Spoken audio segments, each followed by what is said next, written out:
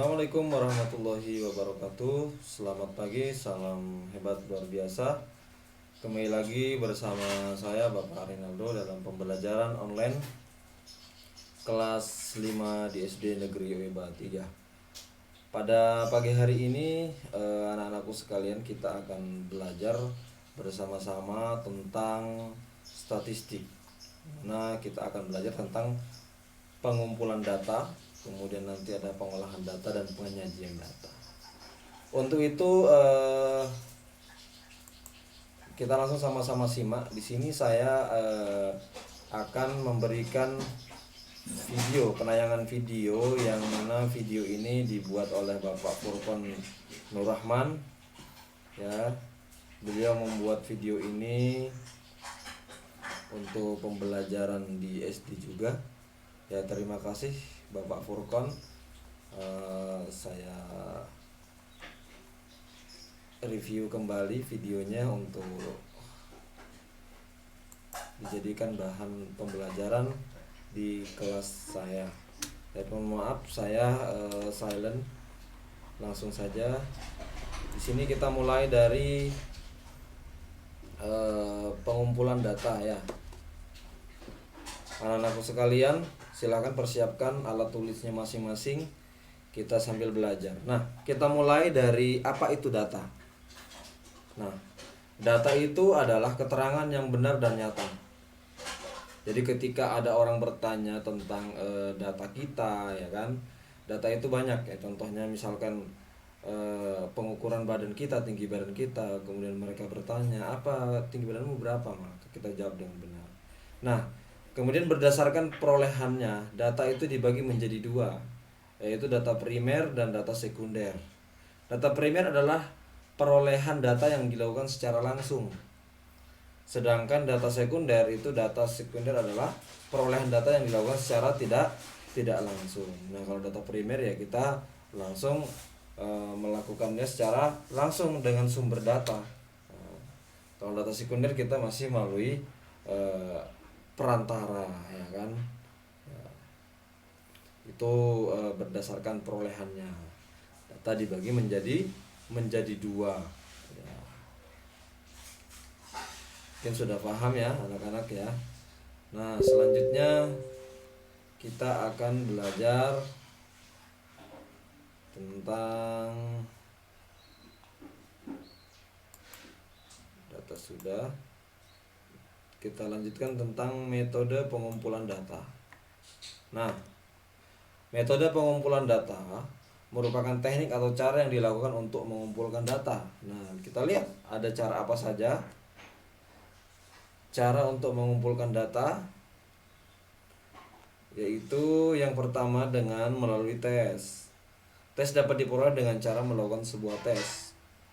Ya, biasanya banyak atau guru yang akan melakukan tes atau ulangan untuk memperoleh data hasil belajar siswa untuk mengetahui perkembangan belajar siswanya. Jadi contohnya ketika kita melaksanakan ujian.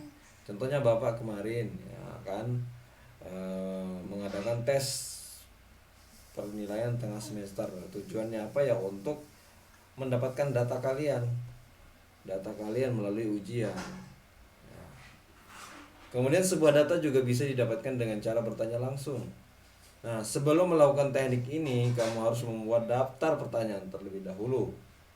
Contoh daftar pertanyaannya, apa buah kesukaan kamu? Contoh. 2, apa buah yang tidak kamu sukai? Ini contoh ya.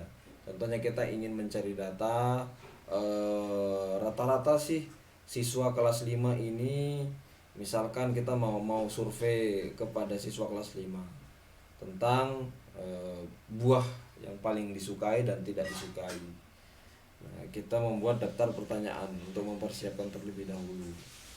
Ya, apa buah kesukaan kamu, apa buah yang tidak kamu sukai, kemudian baru kita terjun ke lapangan ataupun ke teman yang kita ingin bertanyakan untuk bertanya secara langsung. Yang ketiga ada isian singkat. Nah, pengumpulan data atau lembar isian yaitu dengan cara masing-masing orang mengisi lembar isian. Hasilnya kemudian dikumpulkan. Nah, contohnya lembar isian singkat, nama, alamat, tinggi badan, berat badan, golongan darah.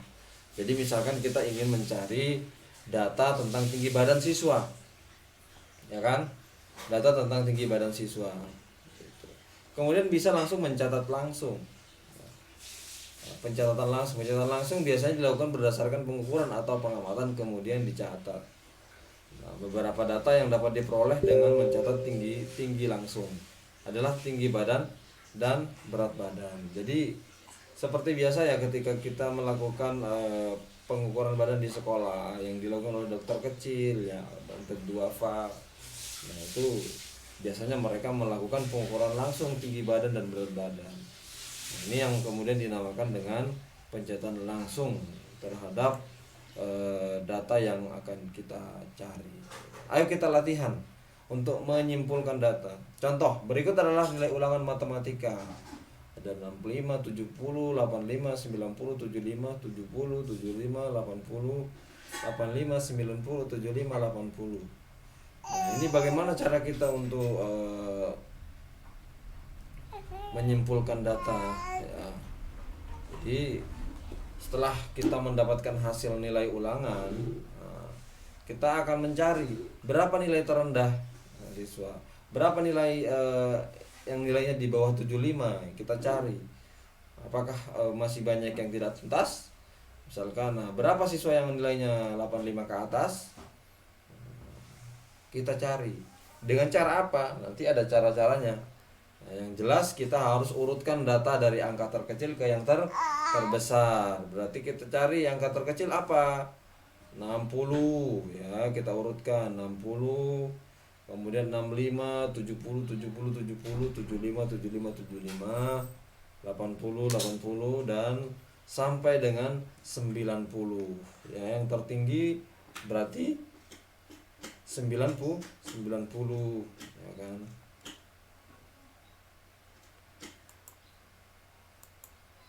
Ya, dan yang terendah adalah 60. Berapa nilai terendah dan tertinggi dari data di samping? Yaitu 60 yang terendah dan yang tertinggi adalah 90. Nah, itu kita sudah mendapatkan data. Ya kan? Nah, ini nilai terendah dan nilai tertinggi. Kemudian berapakah siswa yang mendapatkan nilai di bawah 75? Berarti di bawah 75 yaitu 60, 65, 70 ya kan. Nah, berarti ada 1, 2, 3, 4, 5. Berarti ada 5 siswa yang mendapatkan nilai di bawah 75 ya kan. Kita sudah mendapatkan data yang kita cari. Kemudian berapa yang siswa yang mendapatkan nilai 85 ke atas ya. Berapa siswa yang mendapatkan nilai 85 ke atas? Berarti dari 85 kita hitung ya kan. Sampai berarti ada 13 siswa, 85, 90 dan ya kan, 85 dan 90. Berarti 13 siswa. Jadi seperti itu ya contohnya untuk sementara pengenalan tentang bagaimana pengumpulan data ya kan. Nah, anak-anak sekalian silahkan pelajari LKS yang sudah Bapak bagikan,